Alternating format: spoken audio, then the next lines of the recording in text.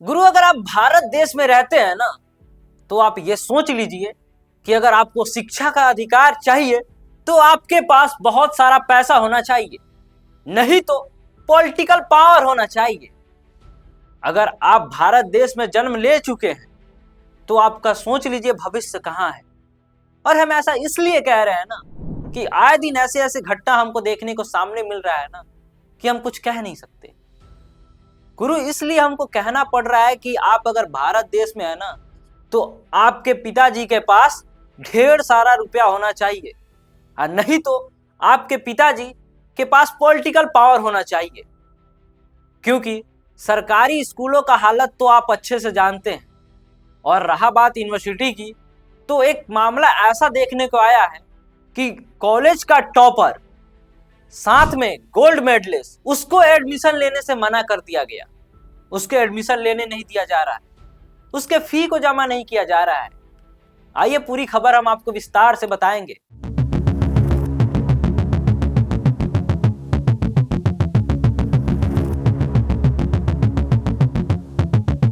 सबसे पहले नमस्कार स्वीकार करिए, मैं आनंद गुप्ता और आप देख रहे हैं नेक्स्ट एंड ब्रॉडकास्ट। ये मामला जो है झांसी का है। झांसी से एक हैरान कर देने वाला मामला सामने आया है, जहां एक गोल्ड मेडलिस्ट छात्र अपने ही यूनिवर्सिटी में एडमिशन के लिए दर पर दर भटकते रहा। बुंदेलखंड यूनिवर्सिटी से हिंदी में एमए टॉप करने वाला गिरजा शंकर कुशवाहा कैंपस के बाहर अनिश्चित काल के लिए धरना पे बैठ चुका है। छात्र का आरोप है पीएचडी मेरिट लिस्ट में नाम होने के बावजूद उसको एक प्रोफेसर के दबाव के कारण उसका एडमिशन रोक दिया गया है।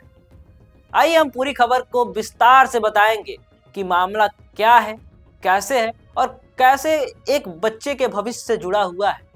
क्योंकि हमारे भारत देश में टैलेंट की कदर नहीं होती है। अगर आपके पास रुपया है ना, तभी आपकी कदर है। और एक और लाइन हम यहाँ पे बोलेंगे कि हमें अंग्रेजों ने नहीं लूटा, हमें हमारे अपनों ने लूटा है।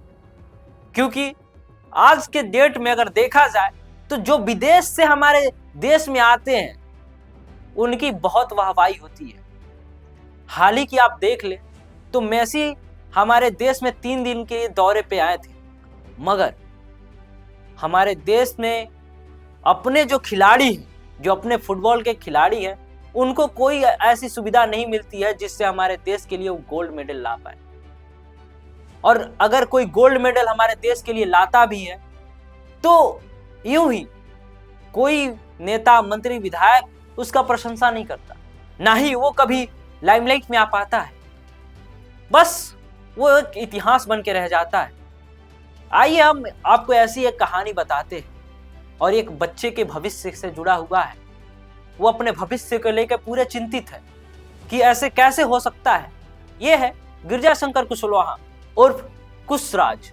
इनकी पहचान एक मेधावी छात्र के रूप में है, लेकिन आज ये अपने किताबों और डिग्रियों के साथ यूनिवर्सिटी के गेट पे बैठने पे मजबूर है। गिरजा शंकर की योग्यता किसी को भी प्रभावित कर सकती है। यूनिवर्सिटी टॉपर, बुंदेलखंड यूनिवर्सिटी से एमए हिंदी टॉपर, और साथ में नेट क्वालिफाइड।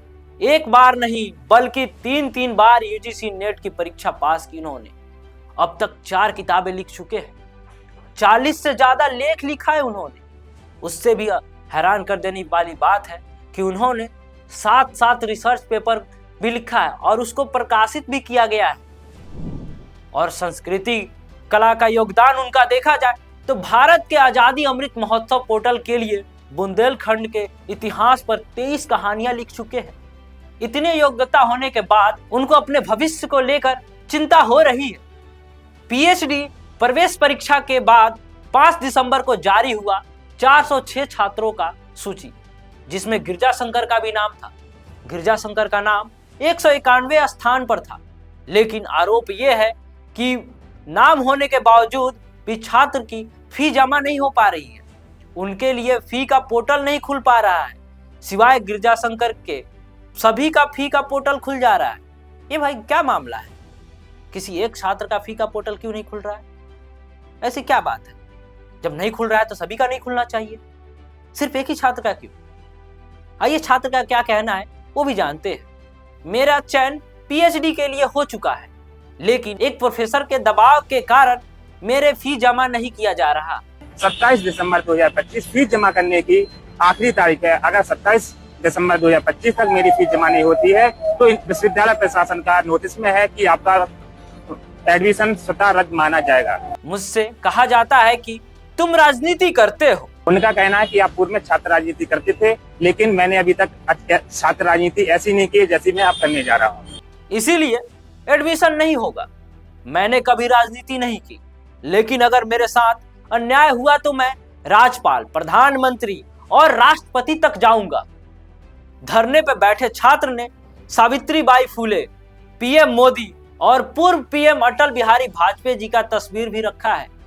गिरजाशंकर का एक ही मांग है और उनका कहना यह भी है कि बुंदेलखंड की धरती पर नियुक्त और प्रवेश परीक्षा के स्थानीय लोगों को 50% का आरक्षण भी दिया जाए। दूसरी ओर यूनिवर्सिटी के प्रशासन का कहना है कि मामले की अभी जांच चल रही है गुरु, जैसे जांच खत्म होगी हम इस पे कार्रवाई करेंगे। कुल सचिव ज्ञानेंद्र कुमार का कहना है कि विश्वविद्यालय में चयन की प्रक्रिया निष्पक्ष रूप से होती है।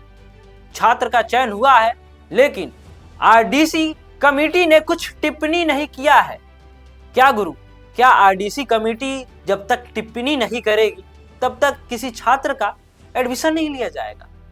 क्यों, ऐसा क्यों? इस पे जल्द से जल्द संज्ञान लेना चाहिए था और इस मामले को जल्द से जल्द खत्म करना चाहिए था। और उन्होंने सीधे कह दिया कि तुम राजनीति करते हो, तुम्हें हम अपने यूनिवर्सिटी में एडमिशन नहीं देंगे। क्या है, जब छात्र का कहना है कि मैं आज तक कभी राजनीति किया ही नहीं। आइए और उनका क्या टिप्पणी है वो भी जानते हैं। उनकी टिप्पणियों के आधार पर फिलहाल जांच चल रही है। जांच पूरी होने के बाद आगे की कार्रवाई की जाएगी। फी जमा करने की आखिरी डेट 27 दिसंबर है। अगर अब तक पोर्टल नहीं खुला तो एक होनहार छात्र का 1 साल और बर्बाद हो जाएगा। क्या कह सकते हैं गुरु, किसी भी छात्र का वैचारिक या कथित राजनीति उसके शिक्षा के अधिकार को छीन सकता है क्या? क्या कोई यूनिवर्सिटी एक छात्र से उसका शिक्षा का अधिकार छीन लेगा बस ये कह के कि तुम राजनीति करते हो? गुरु, कुछ कहा नहीं जा सकता क्योंकि ये भारत देश है। और आपका इस वीडियो पे क्या राय है कमेंट बॉक्स में जरूर दें, क्योंकि ऐसे तमाम वीडियो को हम आपके पास लेकर आते रहेंगे और ऐसे ही हम खुलासा करते रहेंगे, क्योंकि ऐसे पड़ताल देखते रहने के लिए आप हमारे साथ जुड़ सकते हैं।